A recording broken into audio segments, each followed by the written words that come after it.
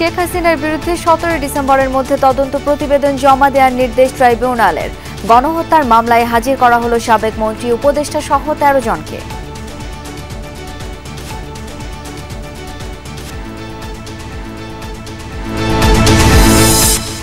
স্বতন্ত্র বিশ্ববিদ্যালয়ে রূপান্তরের দাবিতে রাজধানীর মহাখালীতে তিতুমির কলেজ শিক্ষার্থীদের অবরোধ, সড়কে ব্যাপক যানজট।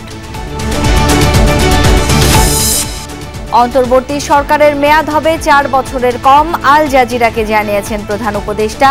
প্রয়োজনীয় সংস্কার শেষে দেয়া হবে গ্রহণযোগ্য নির্বাচন। বিশিষ্ট সাংবাদিক কামাল আহমেদকে প্রধান করে 11 সদস্যের গণমাধ্যম সংস্কার কমিশন গঠন। সদস্য হিসেবে আছেন যমুনা টেলিভিশনের সিইও ফাহিম আহমেদ। ঢাকা দক্ষিণ সিটিতে 5 আগস্টের আগে জন্ম সনদ নেওয়া সবাইকে নতুন করে করতে হচ্ছে নিবন্ধন। কর্পোরেশনের নিজস্ব ওয়েবসাইটে রেজিস্ট্রেশন করায় জটিলতা। দুইবার অলরেডি করেছি, এখন আবার নতুন করে আমাকে আবেদন করতে হচ্ছে। সার্টিফিকেটগুলি আমার এখানে শো করে না, আবেদন করলে পয়সা যায়, এখন পাইতেছি না। প্রাক্তন মেয়রের ইগোর কারণে এই সমস্যাটা হচ্ছে। উনি বেআইনিভাবে নিজে একটা সার্ভার খুলে শুরু করছে। এখন তো আমার মনে হয় ওনার ইনকোয়ারি হওয়া উচিত যে উনি ওই সিস্টেমের জন্য কত টাকা খরচ করছে, এই টাকা ওনার পকেট থেকে নেওয়া উচিত। রাঙামাটিতে দীর্ঘ শুভলং চ্যানেল পাড়ি দিলেন 26 সাঁতারু। কাপ্তাই হ্রদের স্বচ্ছ নীল জলরাশিতে অনন্য অভিজ্ঞতায় মুগ্ধতা। প্লেনে অনেক জায়গাতে সুইমিং ইভেন্ট হয়, কিন্তু এই ধরনের লেক এনভায়রনমেন্টে কখনো সুইমিং ইভেন্ট হয়নি। এইটা ছিল ডিফারেন্ট, মানে এটা পানির এত চমৎকার, মানে মনে হচ্ছে যে পানির সাউন্ডগুলো আমি বারবার শুনতে পাচ্ছি।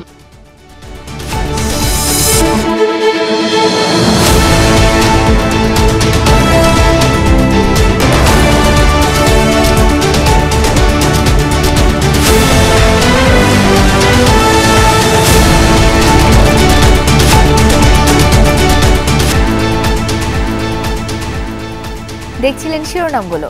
এছাড়াও দেশ বিদেশের আরো খবর নিয়ে দুপুরের বাংলাদেশে আপনাদের সাথে থাকছি আমি শাওন দত্ত। জুলাই আগস্ট গণহত্যার মামলায় 17 ডিসেম্বরের মধ্যে শেখ হাসিনার বিরুদ্ধে তদন্ত প্রতিবেদন জমা দেওয়ার নির্দেশ দিয়েছেন আন্তর্জাতিক অপরাধ ট্রাইব্যুনাল। পাশাপাশি শেখ হাসিনাকে কেন গ্রেপ্তার করা গেল না তা নিয়ে প্রসিকিউশনের প্রতি উষ্মা প্রকাশ করেছেন ট্রাইব্যুনাল। প্রাথমিক তদন্তে নিপীড়নের পটভূমি পাওয়া গেছে বলে ট্রাইব্যুনালে উপস্থাপন করেন চিফ প্রসিকিউটর। এদিকে 5 আসামির পক্ষে লড়তে আসা আইনজীবী এহসানুল হক সমাজিকে রাষ্ট্রীয় পদ দেওয়া হচ্ছে, তাই আসামি পক্ষের ওয়াকালাতনামা প্রত্যাহার করেছেন তিনি।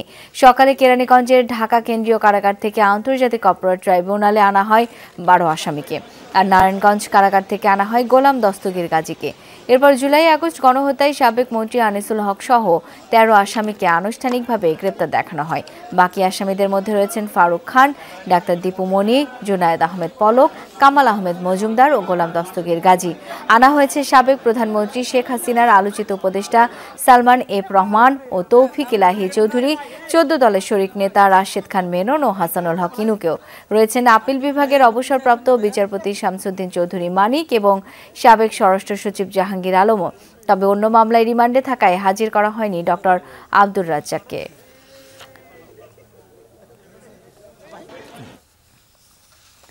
চিফ প্রসিকিউটর তাজুল ইসলাম বলেছেন, আওয়ামী লীগের প্রভাবশালী নেতারা প্রমাণস্বরূপ যেন আগামী দিনে ফ্যাসিস্ট কেউ হতে না পারে। তাদের অপরাধের পরিসর এত বেশি যে এসবের তদন্ত প্রতিবেদন তৈরিতে সময় বেশি লাগছে। জানান, তদন্ত প্রতিবেদন তৈরিতে 2 মাস সময় চেয়েছিল প্রসিকিউশন, 1 মাস সময় মঞ্জুর করেছেন আদালত। চিফ প্রসিকিউটর আরও জানান, শেখ হাসিনাকে গ্রেপ্তারের বিষয়ে আইন শৃঙ্খলা বাহিনীর তথ্য আদালতকে জানানো হয়েছে। 1,500-এর অধিক ছাত্র তরুণ জনতাকে হত্যা করেছেন, 25,000-এর বেশি মানুষকে আহত করেছেন। গোটা বাংলাদেশ জুড়ে নৃশংসতা চালানো হয়েছে, সিভিলিয়ানদেরকে নিষ্ঠুরতম পন্থায় হত্যা করা হয়েছে। এই ধরনের অপরাধ সংগঠন তারা করেছে। আজকে উপস্থিত করা হয়েছিল। আমরা যেটা আদালতের কাছে জানিয়েছি যে এই অপরাধ একই সাথে সারা বাংলাদেশে 56,000 বর্গমাইল জুড়ে একদম ব্যাপক ভিত্তিক মাত্রায় সংগঠিত হয়েছে এবং টার্গেটেড ওয়েতে পারসিকিউশন করা হয়েছে। এইটার তদন্ত সমাপ্ত করে বিচারের উপযোগী একটা রিপোর্ট দাখিলের জন্য আমাদের একটা যুক্তিসঙ্গত সময় দরকার। আমরা 2 মাস সময় চেয়েছিলাম, আদালত আজকে 1 মাস সময় মঞ্জুর করেছেন। 1 মাস পরে আবার এই রিপোর্ট দাখিলের জন্য থাকবে, সেদিন হয়তো আসামিদেরকে নিয়ে আসা হবে। দর্শক, এই বিষয়ে আরো জেনে নেব সহকর্মী লাভলি বিথির কাছ থেকে। বিথি, আজকে তো বিশেষ একটি দিন ছিল। আন্তর্জাতিক অপরাধ ট্রাইব্যুনালের আজকের কার্যক্রম সম্পর্কে বিস্তারিত জানতে চাই আপনার কাছ থেকে।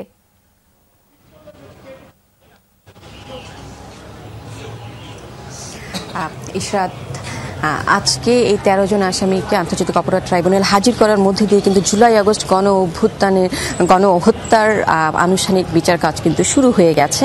আজকে শেখ হাসিনা এবং বাকি যে 13 জন আওয়ামী লীগের উপদেষ্টা এবং মন্ত্রীরা ছিল তাদের অভিযোগের শুনানি হয়েছে। এজলাসের ভেতরে ছিলেন আমাদের আরেক সহকর্মী মধু, আমরা তার কাছ থেকে আসলে বিস্তারিত একটু জেনে। মধু, আমাদেরকে একটু জানাবেন যে চিফ প্রসিকিউশন কি বললেন, আদালত কি বললেন পুরো বিষয়টি। আচ্ছা, প্রথমত আমরা যেটা দেখেছিলাম যে আদালতে শুরু হওয়ার পর 1.5 ঘন্টার মতো শুনানি হয়েছে দুটি অভিযোগের ভিত্তিতে। প্রথম অভিযোগে আমরা দেখলাম যে সাবেক প্রধানমন্ত্রী শেখ হাসিনার বিরুদ্ধে যে অভিযোগটি রয়েছে সেই অভিযোগের প্রেক্ষিতে কি ছিল এবং সেই পটভূমি তুলে ধরেছিলেন চিফ প্রসিকিউটর।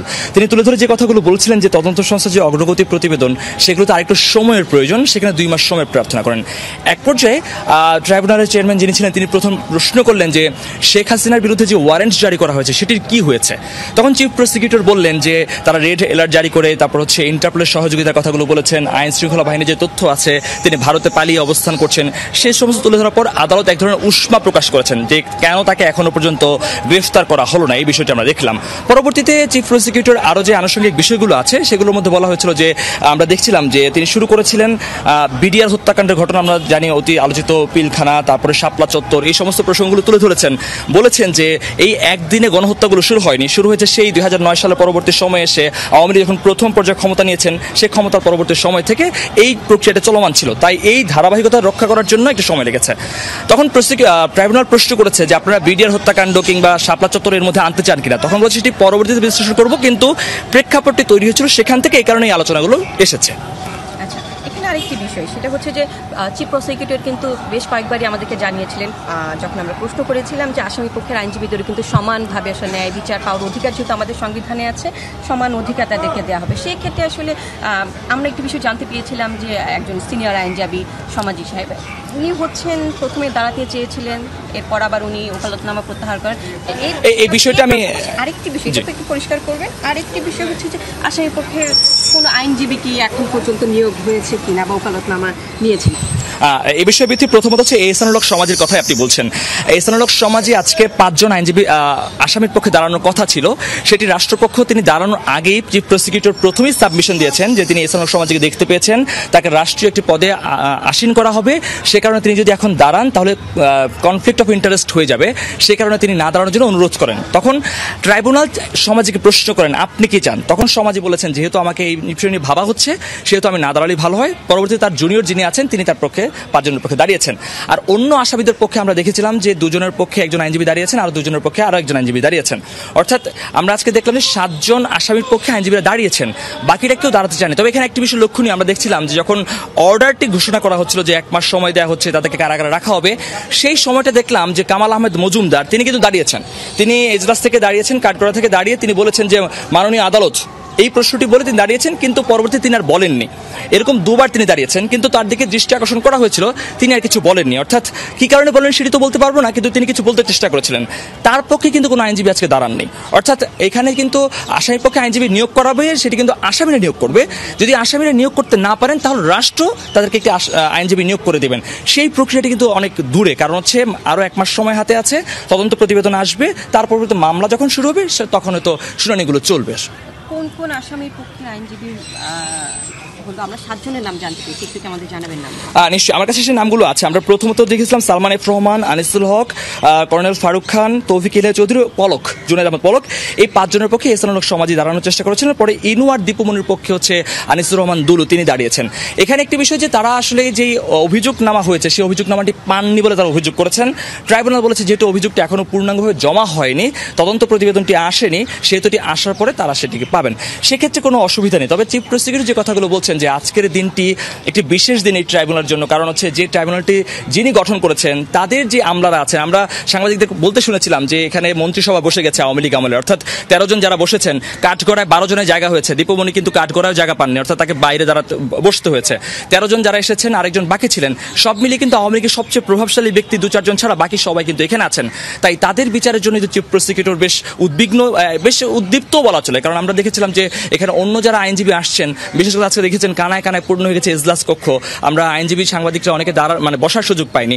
সে কারণে এই দিনটিকে তিনি বিশেষ বলেছেন, কারণ শেখ হাসিনার গড়া যেই আদালত, সেই আদালতে তার বিচারের এখন অবস্থান তৈরি হচ্ছে।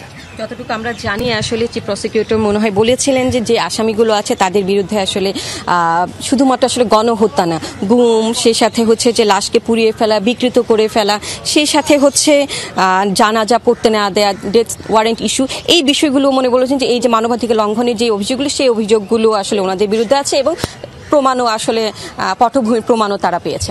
শন, লাভলি বিথি এবং মহিউদ্দিন মধু দুজনকে অসংখ্য ধন্যবাদ।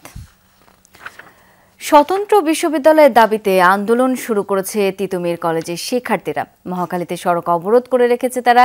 সেখানে রয়েছেন সহকর্মী তাজনুর ইসলাম। এবার তার কাছে যাচ্ছি। তাজনুর, শিক্ষার্থীরা কি বলছেন?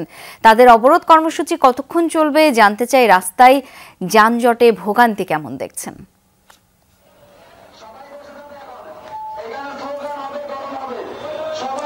কতক্ষণ চলবে সে নিয়ে তো আসলে এখনই বলার সুযোগ নেই কিংবা তাদের কাছ থেকে জানারও সুযোগ নেই।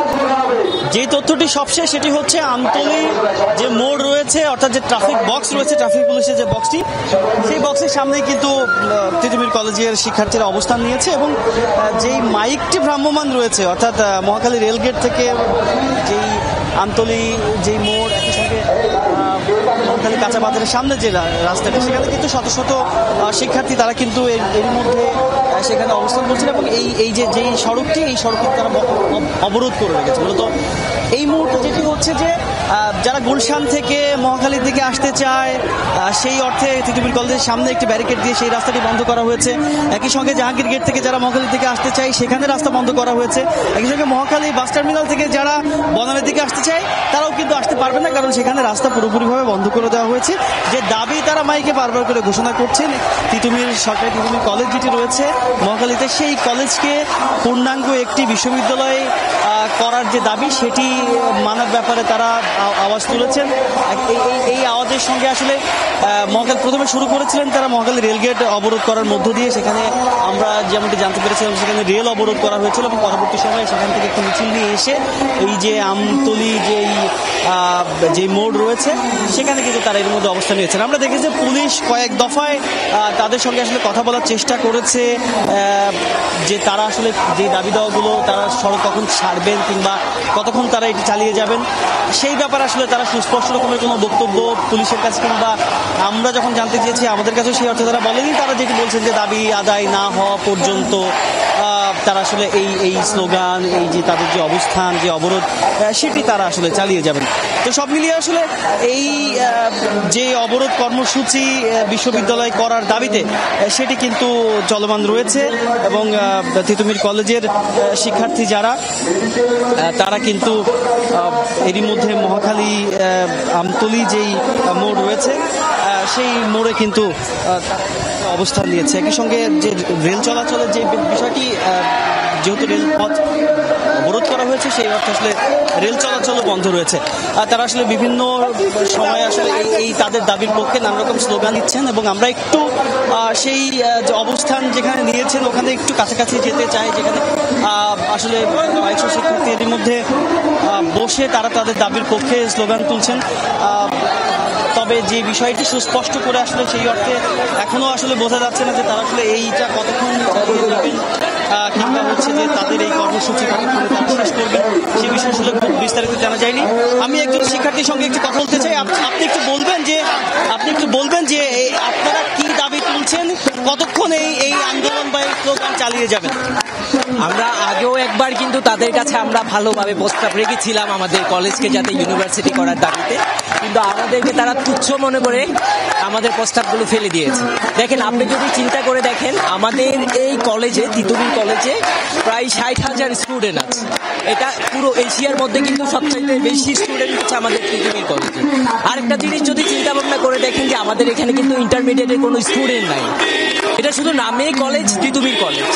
একটা কলেজ, একটা বিশ্ববিদ্যালয় হওয়ার জন্য যা যা কিছু দরকার আমাদের এই কলেজে আছে। আমাদের এখানে 5টা হল রয়েছে। ইভেন আমাদের যাতায়াতের জন্য আমাদের যানবাহনের কোনো কমতি নেই। কতক্ষণ চালিয়ে যাবেন এই আজকের অবরোধ? আমরা আগেও তাদের কাছে দাবি রেখেছি, তারা আমাদেরকে তুচ্ছ মনে করে ফেলে দিয়েছে। আজকে যদি আমাদের এই দাবি যদি তারা মেনে না নেয়, আমরা আজকে এখানে দরকার প্রয়োজনে এখানে রাত্র পর্যন্ত আমরা এখানে অবস্থান করি। রাজপথ ছাড়ছি না।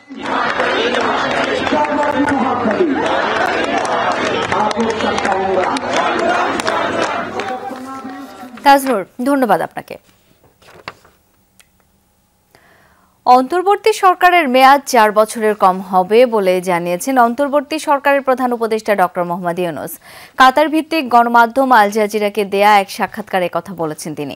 আজারবাইজানের রাজধানী বাকুতে অনুষ্ঠিত জাতিসংঘের জলবায়ু সম্মেলন COP29 এর সাইড লাইনে আল জাজিরাকে সাক্ষাৎকার দিয়েছেন ডক্টর মোহাম্মদ ইউনূস। রোববার সাক্ষাৎকারের ভিডিওটি সম্প্রচার করেছে আল জাজিরা।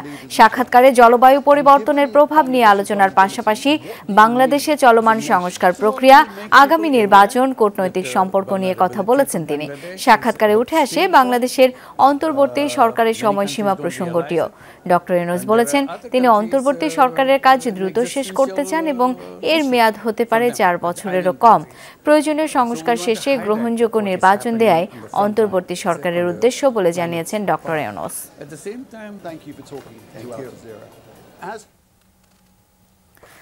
ভোগান্তির আরেক নাম জন্ম নিবন্ধন। নিয়মের বেড়াজালে আটকা পড়েছেন ঢাকা দক্ষিণ সিটি কর্পোরেশনের নাগরিকরা। জন্ম সনদের জন্য নতুন করে নিবন্ধন করতে হচ্ছে সবাইকে। মেয়র তাপসের সময় কেন্দ্রীয় সার্ভার উপেক্ষা করে নিজস্ব ওয়েবসাইটে নিবন্ধন করাই দেখা দিয়েছে এই জটিলতা। এদিকে আরেক জটিলতা, সার্ভার জাতীয় পরিচয়পত্র থাকা সত্ত্বেও অভিভাবকের জন্ম নিবন্ধন করা। রেজিস্ট্রার জেনারেল বলছেন নিয়মের বাইরে যাওয়ার সুযোগ নেই। তানভীর মিজানের ছবিতে রিপোর্ট মহিউদ্দিন মধুর। বিদ্যালয়ে ভর্তির সময় শিশুর বয়স শনাক্তে জমা দিতে হয় জন্মসনদের ফটোকপি। এই কারণে স্কুলে ভর্তি ঘিরে প্রতি বছরই এ সময়টায় শিশুর জন্মসনদ সংগ্রহে অভিভাবকদের তোড়জোড় বাড়ে কাউন্সিলর অফিসগুলোতে। কিন্তু 5 আগস্টের পট পরিবর্তনের পর এখনও খুলেনি বেশ কয়েকটি কাউন্সিলর অফিস। ফিরছেন অনেকেই, যেতে হচ্ছে মেয়র কার্যালয়ে। বন্ধ হয় 5 আগস্টের পর থেকে, এরপর খুলেই নেই না। বন্ধ 5 তারিখ থেকে দেখতেছি বন্ধ। আর এখানকার কার্যক্রম চলে কই? এটা এখন আপনার নগর ভবন। সন্তানের জন্মসনদ করতে প্রয়োজন হয় অভিভাবকের জন্মসনদের, তাই আগে বাবা মায়ের সনদ তৈরি করতে হচ্ছে। অভিভাবকরা বলছেন জাতীয় পরিচয়পত্র থাকা সত্ত্বেও আবার জন্মসনদ করার প্রয়োজনীয়তা ভোগান্তি বাড়িয়েছে তাদের।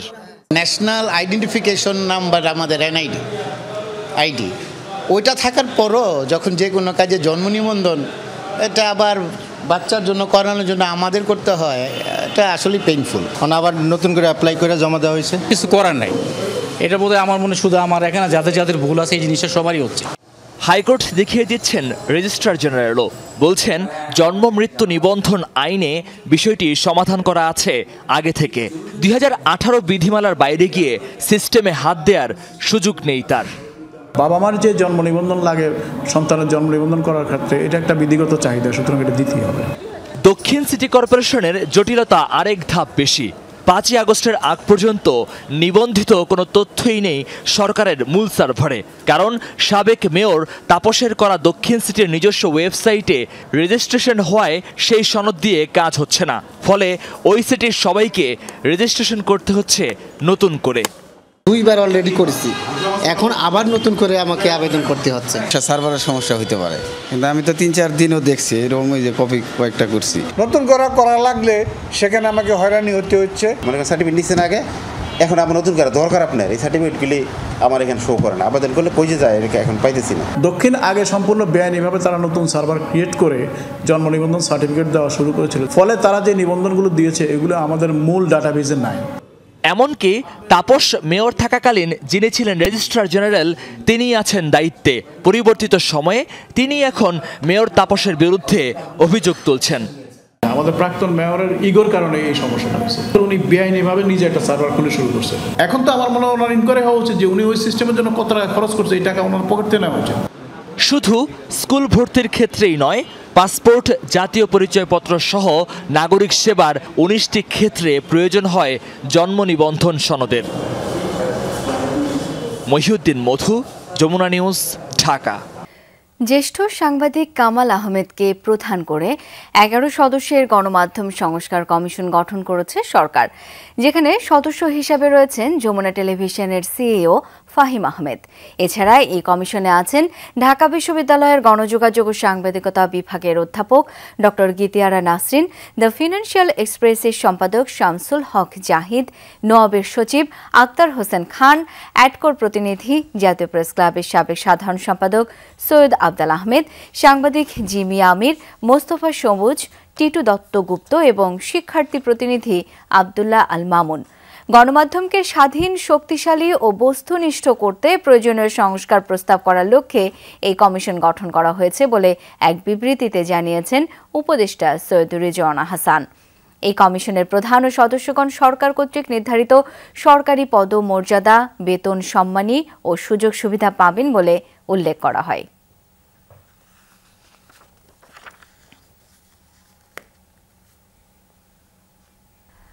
অন্তর্বর্তী সরকার নির্বাচিত নয়, ম্যান্ডেট নেই, তাই যৌক্তিক সময়ে সংস্কার করে নির্বাচন দিতে হবে। তা না হলে সরকার ক্ষমতায় থেকে যেতে চায় না এমন ভ্রান্ত ধারণা তৈরি হবে বলে মন্তব্য করেছেন বিএনপির মহাসচিব মির্জা ফখরুল ইসলাম আলমগীর। প্রেস ক্লাবে মাওলানা ভাসানীর 48তম মৃত্যুবার্ষিকী উপলক্ষে আয়োজিত এক আলোচনা সভায় এসব কথা বলেন তিনি। বলেন, বিএনপি অবশ্যই সংস্কার চায়, তবে সেটা যৌক্তিক সময়ে হতে হবে। দীর্ঘ সময় নিলে জনগণের মধ্যে ভ্রান্ত ধারণা তৈরি হবে বলে মন্তব্য করেন মির্জা ফখরুল। তিনি আরও বলেন, বিএনপি 15 বছর আন্দোলন করলেও শেষ গোলটা করেছে শিক্ষার্থীরা, তারা স্ট্রাইকার। বুক পেতে গুলি নিয়েছে তরুণ ভ্যানগার্ডরা।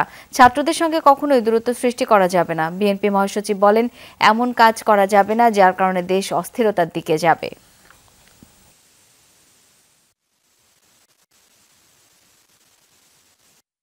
দ্রুত নির্বাচন হওয়াটা এই দেশের জন্য, জাতির জন্য মঙ্গল। কেন বলছি? আমাদের অভিজ্ঞতা থেকে এই ধরনের সরকার যতদিন বেশি থাকে তত সমস্যা তৈরি হবে। কেন? এর তো ম্যান্ডেট নাই, এর তো নির্বাচিত সরকার নয়। এর পেছনে শক্তিটা কোথায়? এবার উন্নত চিকিৎসার জন্য থাইল্যান্ডে পাঠানো হলো জাহাঙ্গীরনগর বিশ্ববিদ্যালয়ের শিক্ষার্থী কাজল মিয়াকে। গত 5 আগস্ট ছাত্র জনতার আন্দোলনে গুরুতর আহত হন তিনি। সংঘর্ষের সময় পুলিশের ছোড়া গুলি লাগে তার মাথায়। এর মধ্যে কাজল সহ 5 জনকে উন্নত চিকিৎসার জন্য বিদেশে পাঠানো হয়েছে। আরও 20 জনকে বিভিন্ন দেশে পাঠানোর প্রক্রিয়া চলছে। বৈষম্য বিরোধী আন্দোলনে 5 August long March for Dhaka কর্মসূচিতে যাত্রাবাড়ি এলাকায় অংশ নেন জাহাঙ্গীরনগর বিশ্ববিদ্যালয়ের শিক্ষার্থী কাজল মিয়া। ওই দিনই মাথায় গুলিবিদ্ধ হন আন্দোলনের শুরু থেকেই সক্রিয় এই শিক্ষার্থী। এরপর কেটে গেছে 3 মাস। ন্যাশনাল ইনস্টিটিউট অব নিউরোসায়েন্সেসের HTU-তে চিকিৎসা চলে তার। তবে শারীরিক অবস্থার অবনতি হওয়ায় পুরোপুরি অচল হয়ে যায় তার বাম হাত ও পা। এমন অবস্থায় রোবোটিক ফিজিওথেরাপি ও উন্নত চিকিৎসার জন্য তাকে বিদেশে পাঠানোর সিদ্ধান্ত নেয় মেডিকেল বোর্ড। আমাদের চিকিৎসার ফলে, আমাদের সার্জন যারা ছিল, চিকিৎসার ফলে এই কাজল আস্তে আস্তে আস্তে তার ভালোর দিকে যায় এবং আজকে আমরা যখন তাকে পাঠাচ্ছি তখন সে কথা বুঝে কথা বলার চেষ্টা করে। লাস্ট 3 days ago তার জ্বর থেকে সেপ্টিসেমিক শক আমরা যেটা বলি, এইটা ডেভেলপ করে, সাথে তার প্লুরাল ইফিউশন, লাংসে পানিও আসে। এটার পরিপ্রেক্ষিতে তার জ্ঞানের মাত্রাটা একবারই কমে যায়। সো আমরা সাথে সাথে মেডিকেল বোর্ড, আমাদের স্যারেরা সাথে সাথে মেডিকেল বোর্ড ডাকলেন। বোর্ডে আমাদের ডিসিশন হলো যে তাকে আমরা দেশের বাইরে নিয়ে যাব। রোববার মধ্যরাতে তাকে এয়ার অ্যাম্বুলেন্সে নেওয়া হয় থাইল্যান্ডের ভেস্থানি হাসপাতালে। এ নিয়ে গণ অভ্যুত্থানে আহত 5 জনকে পাঠানো হলো দেশের বাইরে। স্বাস্থ্য উপদেষ্টা জানালেন, আরও 20 জনকে তুরস্ক, থাইল্যান্ড সহ বিভিন্ন দেশে পাঠানো হবে। পাইপলাইনে আরও ধরেন 20-25 জনের মতন আছে যাদেরকে পাঠাইতে হবে। 7 জনকে আমরা তার্কিতে পাঠানোর জন্য ঠিক করেছি, তারা তার্কিতে যাবে তাদের চিকিৎসার জন্য। এর মধ্যে 3 জন আছে চোখের, বাকি 4 জন আছে হলো অর্থোপেডিকের কাজে, সেগুলো তার্কি ট্রিটমেন্টটা হবে। তাদের সাথে আমাদের যোগাযোগ হচ্ছে। স্বাস্থ্য উপদেষ্টা জানান, আহতদের সর্বোচ্চ চিকিৎসা নিশ্চিতে প্রচেষ্টা অব্যাহত রয়েছে অন্তর্বর্তী সরকারের। তানভীর সিদ্দিক টিপু, যমুনা নিউজ, ঢাকা। রাঙামাটিতে 13.5 কিলোমিটার দীর্ঘ শুভলং চ্যানেল পাড়ি দিলেন 26 সাঁতারু। কাপ্তাই হ্রদের স্বচ্ছ নীল জলরাশিতে প্রথমবারের মতো সাঁতারের অনন্য অভিজ্ঞতায় মুগ্ধ তারা। নতুন প্রতিভা অন্বেষণ এবং পাহাড়ের নৈসর্গিক সৌন্দর্য তুলে ধরতেই প্রশাসনের ভিন্নধর্মী এই উদ্যোগ। দুপাশে পাহাড়, মাঝখানে কাপ্তাই হ্রদের স্বচ্ছ নীল জলে ভিন্নধর্মী এই আয়োজন নজর কাড়ে সবার। রাঙামাটির শুভলং চ্যানেলের 13.5 কিলোমিটার হ্রদ পাড়ি দেন 26 সাঁতারু। দুই দিকেই পাহাড় এবং সবুজ প্রকৃতি, মানে এই জিনিসটা আমার আসলে মানে ক্লান্তিটা দূর করে দিছে। প্লেনে অনেক জায়গাতে সুইমিং ইভেন্ট হয়, কিন্তু এই ধরনের লেক এনভায়রনমেন্টে কখনো সুইমিং ইভেন্ট হয়নি। অনেক সুন্দর ঘন পাহাড়, তো খুব ভালো লাগছে। সাঁতারুদের সবাই পেশাদার এবং দেশের বিভিন্ন স্থান থেকে আসা। কাপ্তাই হ্রদের অভিজ্ঞতা তাদের কাছেও অনন্য। 65 কিলোমিটার সুরমা নদীতে সুইমিং করে আসছি, সেখানে আমার চ্যাম্পিয়ন হওয়ার সৌভাগ্য হয়েছিল। তো এইটা ছিল ডিফারেন্ট, মানে এটা পানির এত চমৎকার, মানে মনে হচ্ছে যে পানির সাউন্ডগুলো আমি বারবার শুনতে পাচ্ছি। পাহাড়ের পর্যটক আকৃষ্ট করতে নিয়মিত এমন আয়োজনের পরিকল্পনা প্রশাসনের। সারা বাংলাদেশে যত সাঁতারু আছে তাদেরকে উৎসাহ অনুপ্রেরণা যোগানোর জন্যই মূলত এই প্রতিযোগিতা আয়োজন করা হয়েছে। সেরা 3 জন সহ পুরস্কৃত করা হয় অংশগ্রহণকারী সাঁতারুদের সবাইকে। আল আমিন শিকদার, যমুনা নিউজ। সংকট থেকে ঘুরে দাঁড়াচ্ছে ইসলামী ব্যাংক। 3 মাসে আমানত পাওয়া গেছে 4,972 কোটি টাকা। এই সময় প্রবাসী আয় এসেছে প্রায় 10,000 কোটি টাকা। আমানত এবং ঋণের মধ্যে ব্যবধান 20,000 কোটি টাকা। এর মধ্যে 10,000 কোটি টাকা পাওয়া যাবে শেয়ার বিক্রি করে। সকালে বাংলাদেশ ব্যাংকে আয়োজিত এক ব্রিফিং অনুষ্ঠানে এসব তথ্য জানান ব্যাংকটির চেয়ারম্যান ওবায়দুল্লাহ আল মাসুদ। এ সময় কেন্দ্রীয় ব্যাংকের governor doctor Ahsan H Mansur জানান, দুর্দশাগ্রস্ত ব্যাংকের পরিস্থিতি উত্তরণের কাজ চলছে। ইতিবাচক অগ্রগতি হয়েছে, ক্রমান্বয়ে এসব ব্যাংকের পরিস্থিতি ভালো হবে। ইসলামী ব্যাংকের চেয়ারম্যান বলেন, আগামী জানুয়ারির মধ্যে এস আলমে জব্দ করা শেয়ার বিক্রি করা হবে। পুরনো বিনিয়োগকারীদের ফিরিয়ে আনার উদ্যোগ নেওয়া হয়েছে। আল রাজিকে ইসলামিক ডেভেলপমেন্ট ব্যাংকের সাথে যোগাযোগ করা হবে। এক প্রশ্নের জবাবে ব্যাংকটির চেয়ারম্যান জানান, এস আলম বা বেসিমকো গ্রুপের কোনো প্রতিষ্ঠান বন্ধ করা হবে না। প্রতিষ্ঠান জাতীয় সম্পদ, ব্যক্তি আর প্রতিষ্ঠান এক নয়। কিছু ব্যাংকের সাথে যারা মানে ট্রাবল সিচুয়েশনে ছিল বা আছে, তাদের সাথে তো আমরা কন্টিনিউয়াস এনগেজমেন্টে আছি বাংলাদেশ ব্যাংক, এবং আমরা কিছু কিছু ক্ষেত্রে পজিটিভ আউটকাম দেখতে পাচ্ছি। ইসলামী ব্যাংক সবসময় নাম্বার 1 ছিল, এখনো নাম্বার 1 আছে। আমাদের রেমিটেন্সে 30% চলে গেছে অন্যান্য ব্যাংকে। এই টাকাটা আবার আসা শুরু হয়েছে, আবার বাড়তে শুরু করছে। আমাদের 16% নেমে গেছিল, এখন আসার কথা আবার সেটা 22-23 আবার বেড়ে 30-এর দিকে যাচ্ছে। চালের বাজারে অস্থিরতা কমেনি। মোটা চালের বাড়তি দামে নাভিশ্বাস নিম্ন আয়ের মানুষের। এদিকে শুল্কমুক্ত সুবিধায় আমদানির প্রভাব এখনো পড়েনি আড়তে। ব্যবসায়ীরা বলছেন, আমদানির ধারা অব্যাহত থাকলে দাম কমে আসবে। এদিকে নতুন ধানের অপেক্ষায় আছেন মিলাররা। শুল্কমুক্ত চাল আমদানি হলেও দাম কমছে না। আমদানি স্বাভাবিক থাকলেও খুচরা বাজারে প্রভাব পড়েনি, বরং আগের চড়া দামেই বিক্রি হচ্ছে চাল। বিআর 28 জাতের চাল কেজিতে 2 টাকা বেড়ে 60 টাকায়, কাটারি মানভেদে 70 থেকে 75 টাকায়, আর সবচেয়ে কম দামি স্বর্ণা জাতের চালের জন্য গুনতে হবে 55 থেকে 56 টাকা। চালের দাম না কমার কারণে বিপাকে পড়েছে নিম্ন আয়ের মানুষ। শুনি তো চাল আমদানি হচ্ছে, কিন্তু দাম তো আর কমে না। যাগো তো ইনকাম আছে, বড় আগে তো আর সমস্যা হইব না। আমগো তো 2-1 টাকা বাড়লে এটাই তো অনেক কিছু। নাদিশে লাগে কিন্তু 75, এখন 80 টাকা। টিজিবিতে দিচ্ছে, দিলে কি হবে? টিজিবিতে একজনের 4 বার নিয়ে আবার কেউ পায় না। বিক্রেতারা বলছেন, আমদানি করা চাল পুরোপুরি বাজারে না আসায় দামে প্রভাব পড়েনি। আগের চড়া দামেই বিক্রি করছেন আড়তদাররা। ইন্ডিয়া থেকে যে চাল আসার কথা, ওটা এখনো বাজারে প্রভাব পড়েনি। বাজার পড়লে হতো বাজার নিয়ন্ত্রণে আসতে পারে। যে আমদানি করছে তার থেকে আবার আড়তদার আনবে, আনার পরে আবার আমাদের মতো পাইকার ব্যবসায়ী আনবে, তারপরে আবার খুচরা ব্যবসায়ী গ্রাহক পর্যায়ে যাবে। এটার জন্য সময় লাগবে। 1-1.5 মাস পরে কিন্তু সিজন আসতেছে। সিজন আসলে তো কমবে। চাল আমদানিতে শুল্ক ৬২.৫% থেকে গত ২০ অক্টোবর কমিয়ে ২৫% করে সরকার। পরে ৩১ অক্টোবর চাল আমদানিতে শুল্ক সম্পূর্ণভাবে প্রত্যাহার করে নেওয়া হয়। ব্যবসায়ীরা বলছেন, আমদানিকৃত চাল পুরোদমে বাজারে এলেই দাম কমে যাবে। এসব চাল ভারত থেকে টন প্রতি প্রকারভেদে ৪০০ থেকে ৫৬০ মার্কিন ডলারে আমদানি হচ্ছে। ধীরে ধীরে আমদানিও বাড়ছে। মাল খুব কম ঢুকছে, এর আগে কিনছিল হয়তো আগেরটা চলে আসছে, অনেকের কিনা আছে। তা আমদানি অবশ্য মোটামুটি দিছে, পরপর দিতে আছে, বরাদ্দ কিন্তু প্রতিদিন দুদিন পর পর দিতে আছে সরকার। চাল যদি এরকম ঠিকমতো আমদানি হয় আর যতগুলান এলসি বরাদ্দ পাইছে, তো এই অনুযায়ী যদি চাল ঢোকায় তাহলে অনেক আমদানি বাড়ে যাবে বাংলাদেশে এবং বাজার স্থিতিশীল হওয়ার সম্ভাবনা আছে। এখনো আমন মৌসুমের নতুন ধান বাজারে আসেনি। অন্যদিকে পুরনো ধানের দাম বেশি হয় আপাতত ধান কেনা বন্ধ রেখেছেন মিল মালিকরা। এর প্রভাব পড়ছে চালের দামে, এমন দাবি মিল মালিকদের। পুরান ধান একটু মানে বাড়তেছে, কাটারি ধানটা একটু বাড়তেছে, যার কারণে আপাতত ধান কিনাও আমাদের বন্ধ। মোটা চালেই তো বাজার কমায়, কিন্তু ওই চাল তো নাই। সবাই এখন মনে করেন এই চিকন চালের উপরে ঝুঁকি বেশি। গেল সপ্তাহে ১০২ জন ব্যবসায়ীর আবেদনের ভিত্তিতে ৫,৮৭,০০০ টন চাল আমদানির অনুমতি দিয়েছে সরকার। মাসুদুজ্জামান রবিন, যমুনা নিউজ, ঢাকা।